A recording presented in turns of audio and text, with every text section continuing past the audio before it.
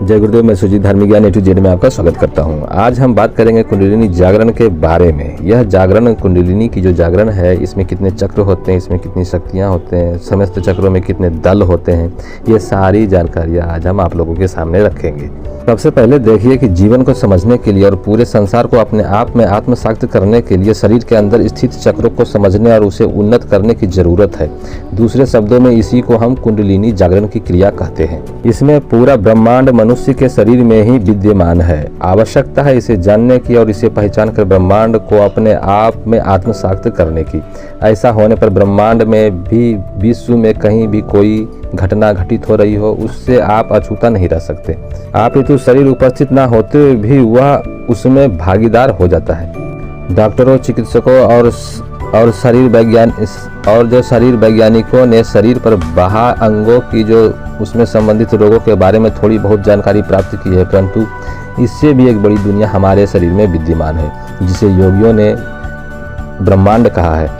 उनके अनुसार समस्त ब्रह्मांड और उसमें होने वाली हलचल हम अपने शरीर में देख सकते हैं और योगियों के द्वारा ही बताया गया है कि शरीर में मूलतः 7 चक्र हैं जो अत्यंत महत्वपूर्ण है और इन चक्रों का भेदन करना ही ब्रह्मांड को समझना है। उनके अनुसार ये 7 चक्रों और उनकी स्थिति इस प्रकार होते हैं। सबसे पहले है मूलाधार चक्र, जो गुदा व योनि के भाग में होते हैं। ये 4 दल से कमल युक्त होते हैं और पृथ्वी तत्व प्रधान होते हैं। दूसरा चक्र है स्वादिष्ठान चक्र, यह पेड़ू प्रदेश में होते हैं, नाभि प्रदेश से नीचे होते हैं और 6 दल कमल युक्त होते हैं और ये जल तत्व प्रधान होते हैं। तीसरे नंबर पर मणिपुर चक्र होते हैं और ये नाभि प्रदेश में होते हैं। इनके 10 कमल दल होते हैं और ये अग्नि तत्व प्रधान है। अनाहत चक्र हृदय प्रदेश में होते हैं और ये 12 कमल दल युक्त होते हैं और वायु तत्व प्रधान होते हैं। ये विशुद्धि चक्र 5वें स्थान पर होते हैं और कंठ प्रदेश में होते हैं। 16 कमल दल युक्त होते हैं और ये आकाश तत्व प्रधान है। जबकि आज्ञा चक्र भूमध्य में, जहाँ महिलाएं बिंदी लगाती है, वहाँ पर होते हैं और ये 2 कमल दल युक्त होते हैं और ये महातत्व प्रधान होते हैं। 7वां चक्र की हम बात करें तो वे सहस्त्रार हैं, जो मस्तिष्क के सबसे ऊपर होते हैं और जहाँ लोग चोटी रखते हैं वहाँ पे होते हैं। यह सहस्त्र दल कमल होते हैं और इसकी शक्ति भी अनंत होती है। ये तत्वातीत तत्व से यानी प्रधान होते हैं। मूलाधार प्रारंभिक चक्र है और ये कुंडलिनी जागरण की प्रक्रिया यहीं से आरंभ होती है। इसे जगाने से स्वतः साधक को विद्या, आरोग्य प्राप्ति और ज्ञान प्राप्ति होने लग जाती है। यह एक अनिवार्य और महत्वपूर्ण चक्र है जिसका जागना प्रत्येक साधक के लिए अनिवार्य है। जब साधक मूलाधार चक्र जागरण कर लेता है, तब उसे अपने गुरु के सलाह के अनुसार कुंडलिनी की ओर अग्रसर करते हैं और वे पेड़ू के मध्य स्थित स्वाधिष्ठान चक्र में पहुंचता है। यह सिंदूरी वर्ण का 6 दल युक्त कमल है जो अत्यंत ही महत्वपूर्ण है। जब इस पर आघात होता है और यह चक्र जागने की स्थिति में आता है तो साधक को स्वतः ही काव्य स्फुरण होने लगता है। नवीन कविताएं उनके मुंह से स्वतः उच्चारित होने लगते हैं और योग के प्रति उनकी रुचि बिल्कुल बढ़ जाती है। काफ़ी समय तक पद्मासन पर बैठकर ध्यानस्थ होने लगता है और इस प्रकार से वह एक महत्वपूर्ण स्थिति को प्राप्त कर लेता है, जिससे योगियों में श्रेष्ठ स्थिति कहा गया है। के बाद साधक को अपना अभ्यास यहीं रोक नहीं देना चाहिए। अपनी कुंडलिनी को निरंतर आगे की ओर बढ़ाते रहना चाहिए। वह स्वाधिष्ठान चक्र से कुंडलिनी अग्रसर होती है तो नाभि प्रदेश में, नाभि के पास मणिपुर चक्र मिलता है जो 10 दल युक्त कमल नील वर्ण का होता है और अग्नि तत्व प्रधान चक्र यह अत्यंत महत्वपूर्ण है, क्योंकि इसके जागने से व्यक्ति में विद्या तत्व की प्रधानता बढ़ जाती है और उसके मुंह से स्वतः ही वेद मंत्र उच्चारित होने लगते हैं और जरूरत से ज़्यादा सामर्थ्य, क्षमता और हौसला आ जाता है।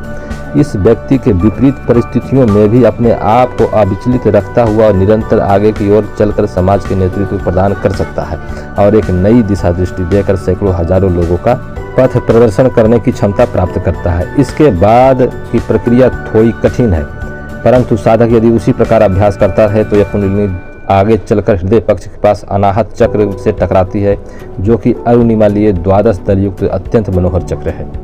यह चक्र योगियों के लिए भी दुर्गम और प्रयत्न साध्य है, क्योंकि इस चक्र की स्थिति हृदय के निकट है। दूसरे शब्दों में मन के उस भाग को स्पर्श करता है जो अत्यंत ही संवेदनशील, चंचल और समस्त ब्रह्मांड में व्याप्त है। यदि हम अपने मन पर नियंत्रण प्राप्त कर सकें और मन को विश्व के किसी एक निश्चित बिंदु पर पहुंचा सकें तो मन उस बिंब या दृश्य पर जाकर टकराता है और एक ही सेकेंड में उस दृश्य को ठीक उसी प्रकार से देख लेते हैं जिस प्रकार से हम टेलीविज़न या और कोई दृश्य देखने में समर्थ होते हैं। पर इसके लिए मन पर नियंत्रण प्राप्त करना अत्यंत जरूरी है, अन्यथा मन अपनी इच्छानुसार इधर उधर भागेगा और हम उस बिंदु को, जिस बिंदु को देखना या उस दृश्य को देखना चाहते हैं, उस यानी वहाँ पर हम उस दृश्य को एकत्र करना संभव नहीं हो सकेगा। जिसको हम देखना चाहते हैं उसको हम नहीं देख पाएंगे। इसका अभ्यास करने के लिए सबसे पहले त्राटक का अभ्यास करना चाहिए, तब जाकर मन को आज्ञा देनी चाहिए कि अमुक व्यक्ति के पिछले जीवन में घटित घटनाओं को देखे, और ऐसा होने पर मन बीते हुए समय चक्र में प्रवेश करता है और उन घटनाओं को बिंब प्रेषित करता है जो घटनाएं घटित हो चुकी है। और ये बिंब जब अनाहत चक्र से हृदय में आकर टकराते हैं तो उस समय की वे घटनाएं साफ साफ दिखाई दे जाती है जो कि उसके जीवन में घटित हुई थी, और ऐसे यानी इसी को अतीत देखने की क्रिया कहते हैं।